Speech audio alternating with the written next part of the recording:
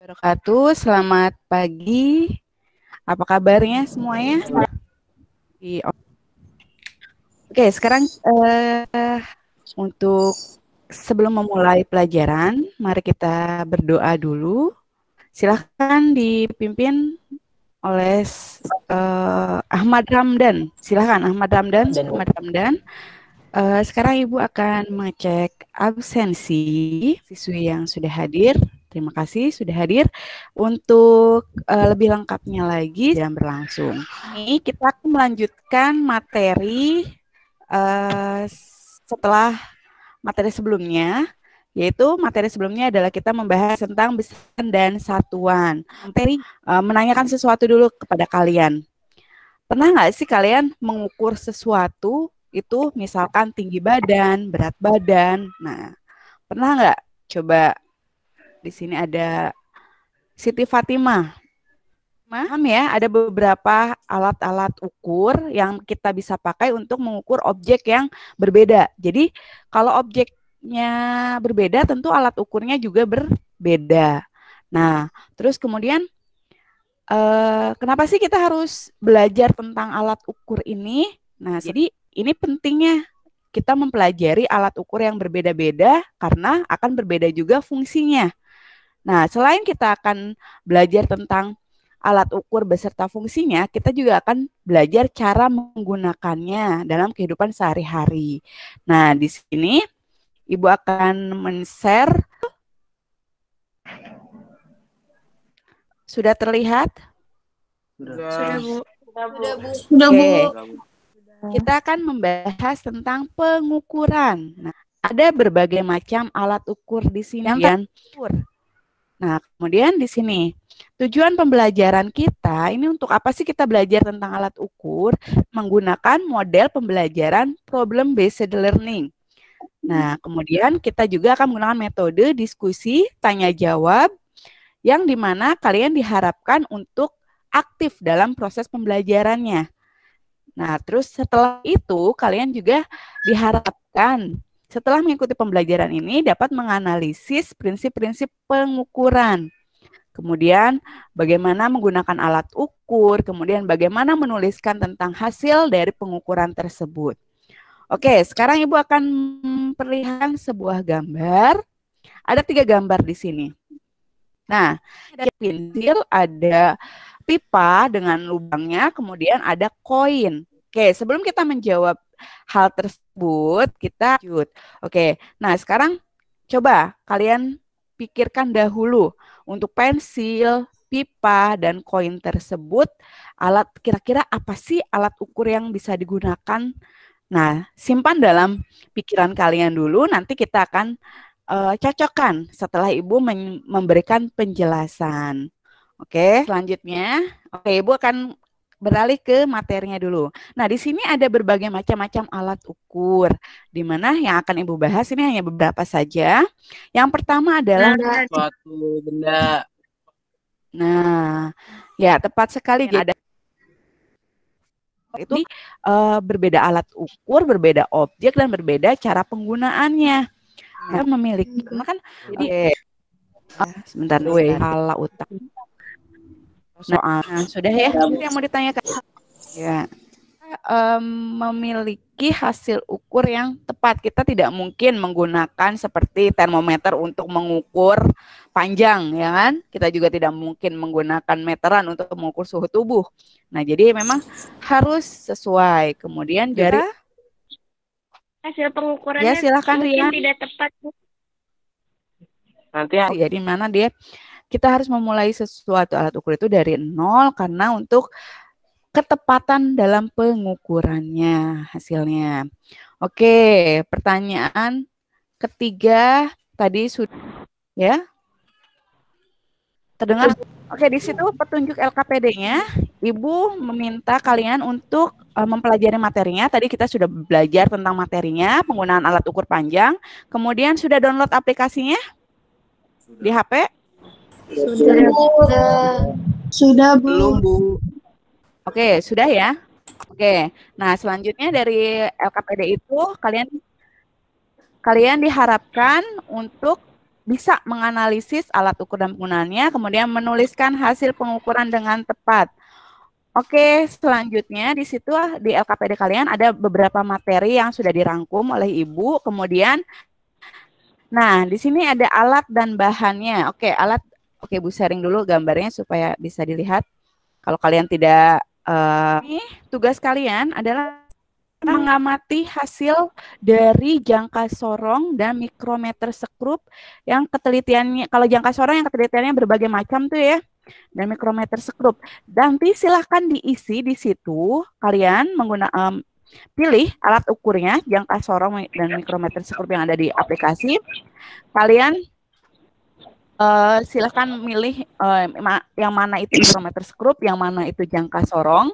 Kemudian silakan dituliskan hasilnya, hasil pengamatan kalian di situ pada LKPD-nya dari hasil pengamatan di aplikasi ini. Bendanya hanya benda 1, 2, 3, 4, dan 5 saja di situ. Nah, kemudian selanjutnya itu pengisian LKPD-nya, Ibu beri waktu, tenggang waktu sampai sore hari ini jam 4 sore ya. Jadi silakan kalian berdiskusi dan diisi LKPD-nya dan kemudian di-upload di Google Classroom. Oke. Nah, selanjutnya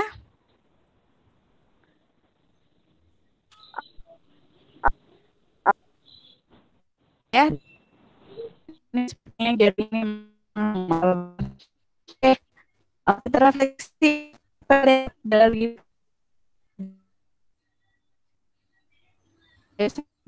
siapa yang mau katakan?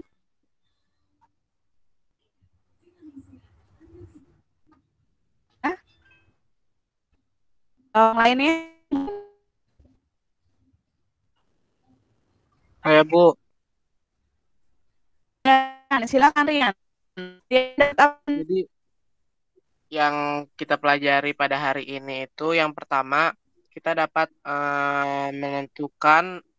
dapat mengenal apa macam-macam alat ukur, ada mistar, ada jangka sorong, ada mikrometer sekrup, ada termometer dan masih banyak lainnya. Terus yang kita dapat juga di hari ini itu kita juga bisa mengenal bagian-bagian dari jangka sorong, mikrometer sekrup, dan alat pengukuran yang lainnya. Terus yang ketiga kita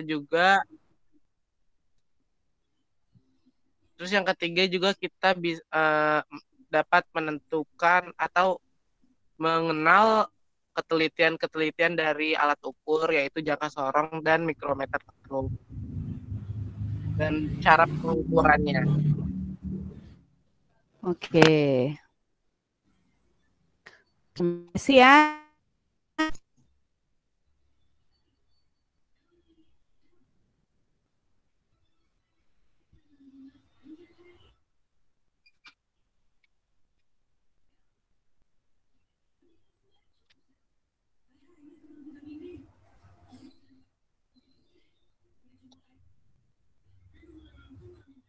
Enggak, Bu. Pembelajaran hari ini ya. Oke, bagaimana sih cara untuk menentukan hasil pengukuran? Nah, yang tadinya kalian masih merasa, oh ini nih masalah saya nih, saya nggak bisa nih menentukan skala ukur, saya nggak bisa nih menentukan hasil pengukuran dari jangka sorong, saya nggak bisa nih gitu kan. Nah, akhirnya kan jadi bisa gitu kan.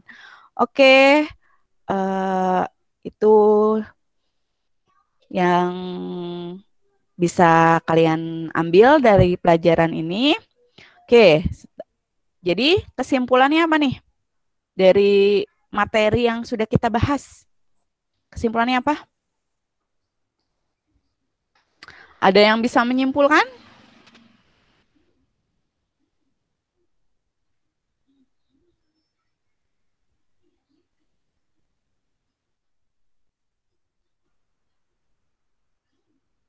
Saya lagi, Bu.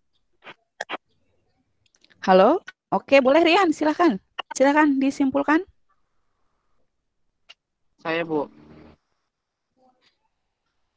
Ya, silakan.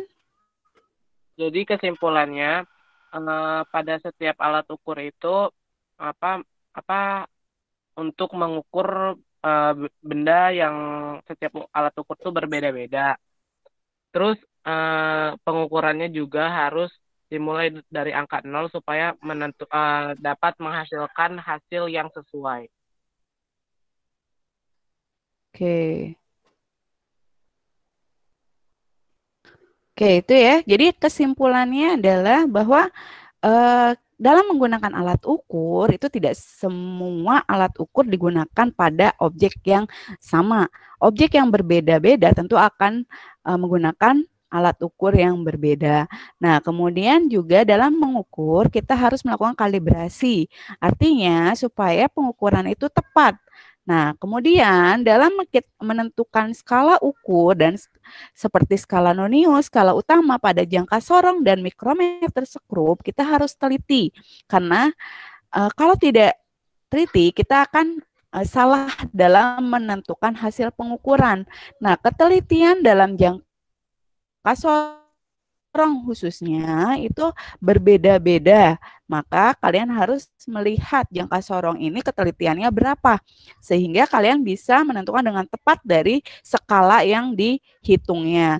Nah, kemudian kita juga bisa memahami bahwa dalam alat ukur ini, khususnya alat ukur panjang, ini ada yang namanya mistar, mikrometer skrup, dan jangka sorong.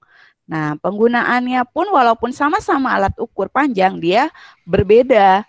Kalau mistar untuk mengukur panjang yang bendanya agak-agak besar, kalau jangka sorong ini mengukur panjang diameter, kalau mikrometer skrup mengukur ketebalan.